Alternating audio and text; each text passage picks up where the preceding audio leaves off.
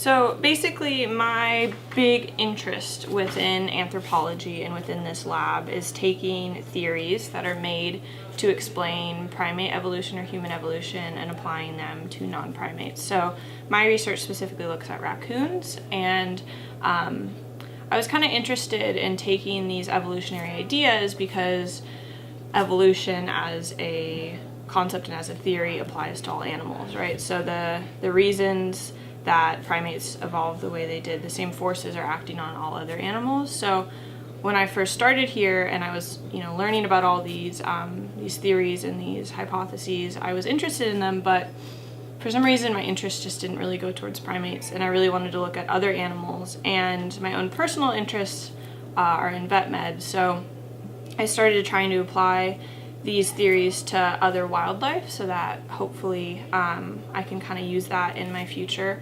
to take evolution and help pair that with medicine so they can help explain each other.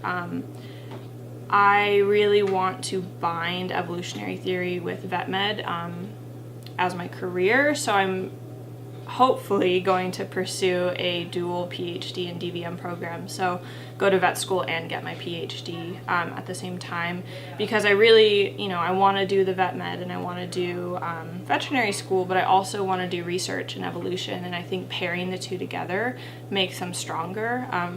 I think just like we're figuring out with human medicine, if you try to understand human medicine without evolution, there's these gaps, or there's these lacks of full understanding of how our bodies developed the way they did and why things do what they do. And I think the same thing is going to be applicable to veterinary medicine. I just don't think it's there yet as a field, and I hopefully want to go into that fairly new and kind of take evolution and help it to explain animal health. And this lab has really helped with that because I've been able to explore osteologically, I've been able to explore animals, and then doing all the dissections, I've been able to explore their anatomy and looking at it from an anthropological framework. So looking at organs through evolution and how all mammals have the same basic layout, and kind of understanding how they change to fit the animal's needs, and that kind of leads you to understand their health and their anatomy. So I think using this background in anthropology and evolution and then going onward with it is really going to help me. And I wouldn't have had this opportunity to dissect all these different types of animals, from cougars to rabbits to beavers and birds and chameleons. All that stuff is going to be priceless in the future.